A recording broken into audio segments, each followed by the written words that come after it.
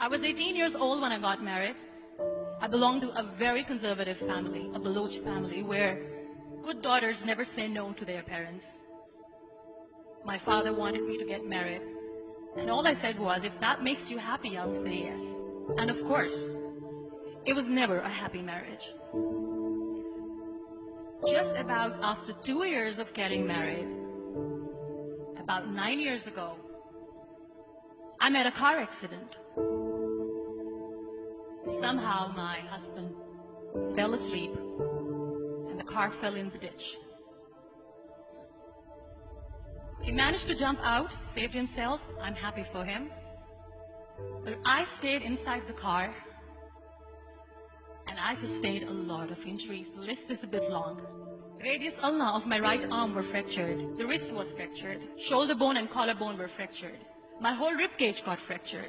But that injury that changed me and my life completely was the spine injury. Many people came to rescue. They gave me CPR. They dragged me out of the car. And while they were dragging me out, I got the complete transection of my spinal cord. Those 2.5 months in the hospital were dreadful. I was at the verge of despair. One day, doctor came to me and he said, well, I heard that you wanted to be an artist, but you ended up being a housewife. I have a bad news for you. You won't be able to paint again. Next day, doctor came to me and said, your spine injury is so bad, you won't be able to walk again. I took a deep breath and I said, it's all right. Next day, doctor came to me and said, because of your spine injury and the fixation that you have in your back, you won't be able to give birth to a child again. That day, I was devastated. I started to question my existence. Why am I even alive?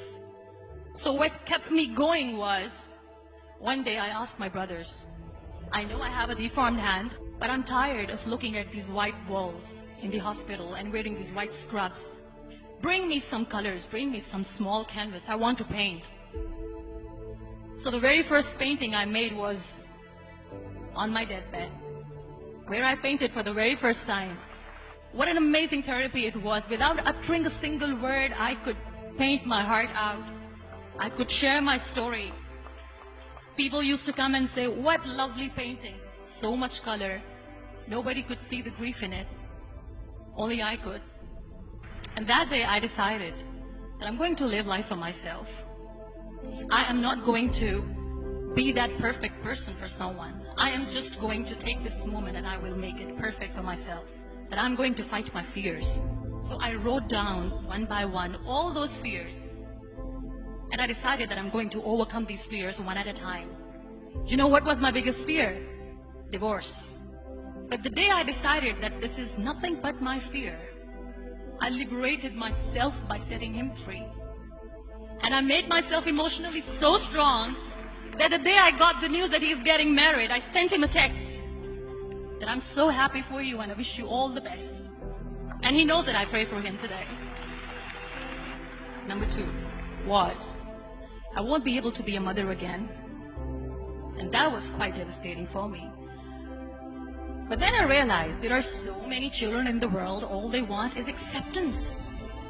So there is no point of crying, just go and adopt one.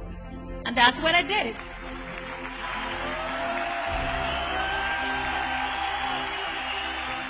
I gave my name in different organizations, different orphanages, and I waited patiently. 2 years later, I got this call from a very small city in Pakistan. I got a call and they said, are you Muniba Mazari? There is a baby boy and would you like to adopt? I could literally feel the labor pain. I said, yes, yes, I am going to adopt him. I am coming to take him home. And that day, I was 2 days old, and today he's 6. You know, when you end up being on the wheelchair, what's the most painful thing? People think that they will not be accepted by the people because we, in the world of perfect people, are imperfects. So I decided to appear more in public and to join the national TV of Pakistan as an anchor person. I became the National Goodwill Ambassador for UN Women Pakistan, and now I speak for the rights of women, children. I was featured in BBC 100 Women for 2015. I'm one of the Forbes 30 under 30 for 2016.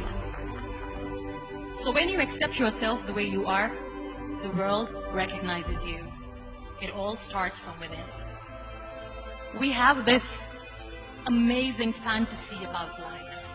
This is how things should work. This is my plan. It should go as per my plan. If that doesn't happen, we give up. I never wanted to be on the wheelchair. Never thought of being on the wheelchair. This life is a test and a trial, and tests are never supposed to be easy. So when you're expecting ease from life, and life gives you lemons, then you make the lemonade, and then do not blame life for that. It is okay to be scared. It is okay to cry. Everything is okay, but giving up should not be an option. They always say that failure is not an option. Failure should be an option, because when you fail, you get up, and then you fail, and then you get up, and that keeps you going. Embrace each and every breath that you are taking. Celebrate your life. Live it. Don't die before your death. Real happiness lies in gratitude. So be grateful, be alive, and live every moment.